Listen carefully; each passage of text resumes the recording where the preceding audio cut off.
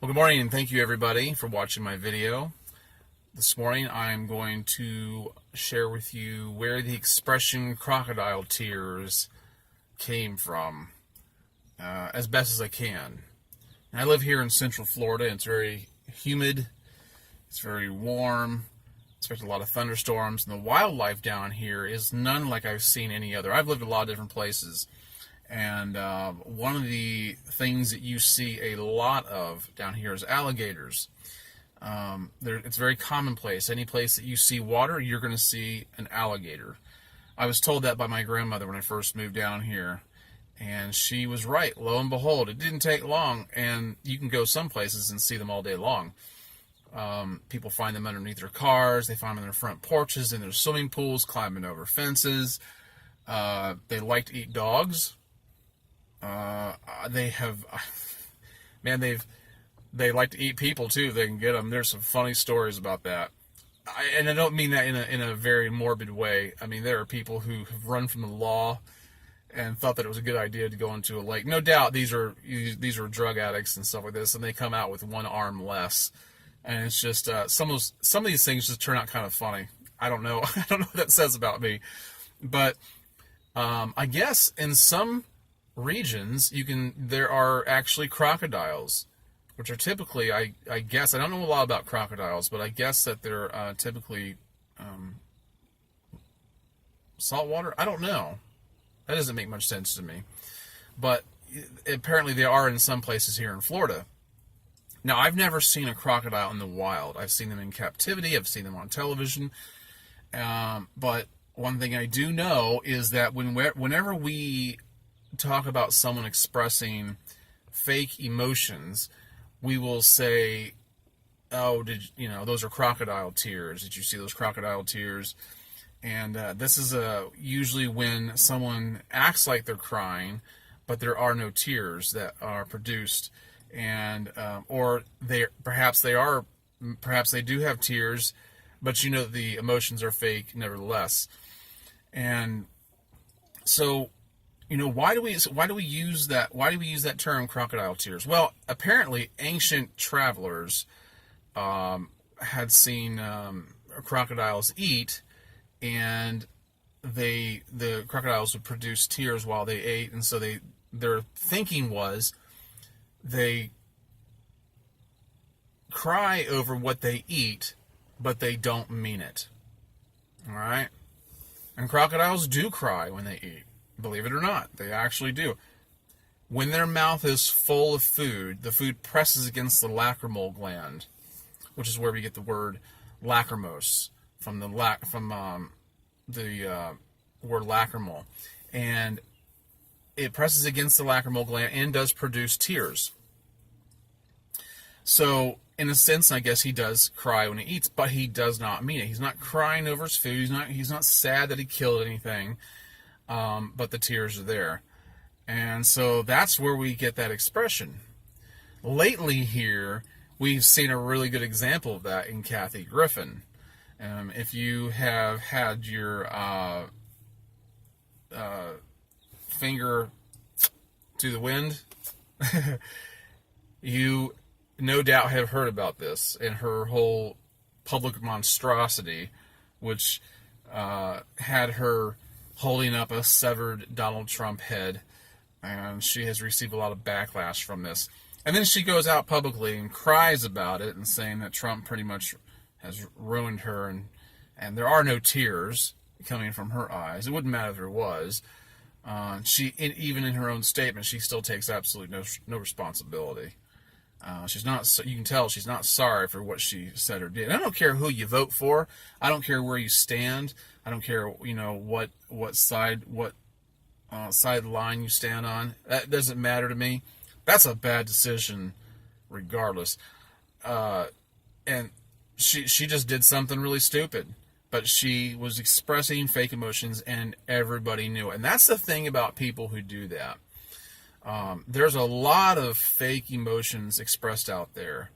It's not just fake sadness, fake remorse. It's not just that. There's a lot of fake outrage, fake anger, fake happiness. You know, there's people who act happier than what they really are.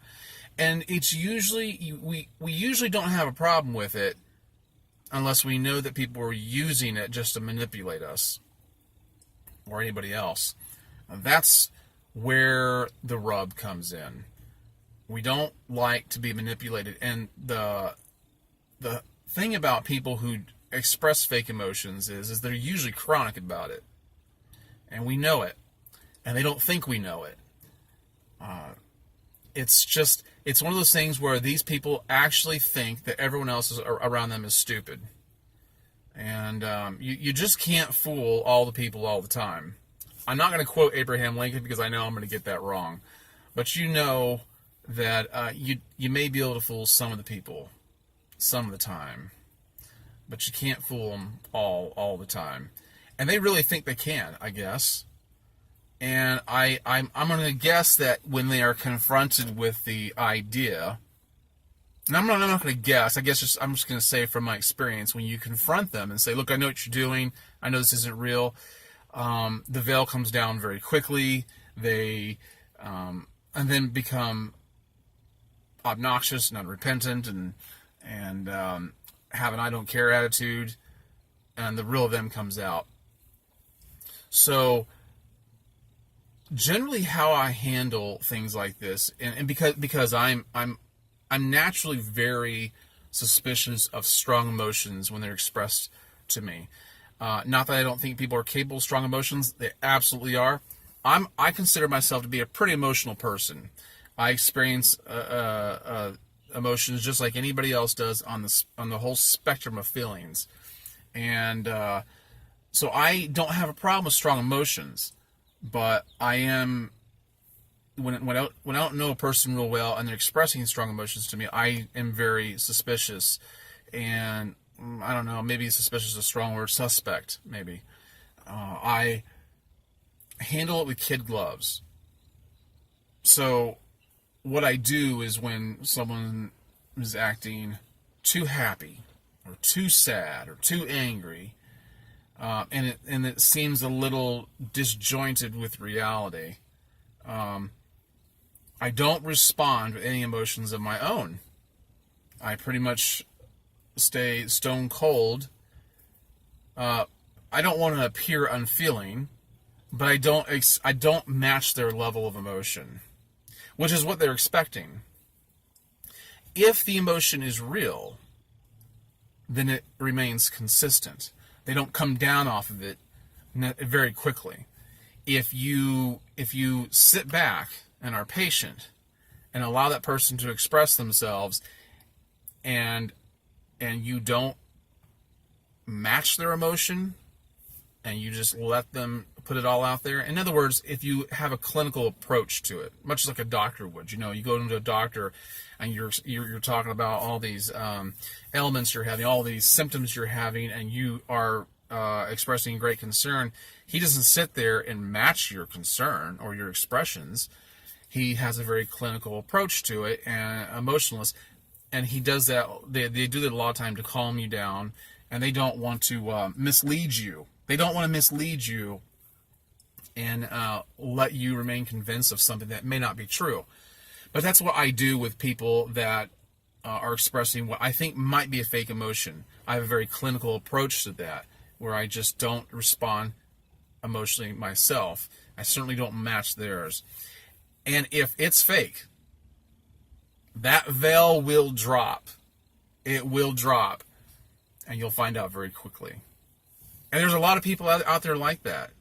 And you probably know what I'm talking about. That you have these people who are up in arms. They're out there standing up for people's rights. Their rights are other people's rights. And they're outraged and they're just crazy, And I always have the feeling that they don't care as much as they say they do. There's a lot of people who think they have a measure of authority just because they have an opinion. And they're grossly misled themselves. And it's just absolutely crazy. I don't buy into it. I let people, say and do what they want. But I don't go along with them for the ride. So you see people cry like this. They shed these crocodile tears. And if you don't give into it too quick, a lot of times those go away very, very quickly. So that's my 2 cents on that. That's where crocodile tears come from. That's why we say it, because when a crocodile eats and his mouth is full of food, it presses against the lacrimal gland and pushes tears out of his eyes, but he's not weeping over what he's eating. So be careful with people, and be wise. Think about what people are saying. Think about what people are expressing, and just proceed gingerly in cases where you are suspicious. That's my 2 cents. Thanks for listening to me. Like my video, subscribe to my channel, share this if you like. I hope you enjoyed the content. I hope I did it justice, and I will be bringing more. All right, guys, have a great day. I will be talking to you later. Bye-bye.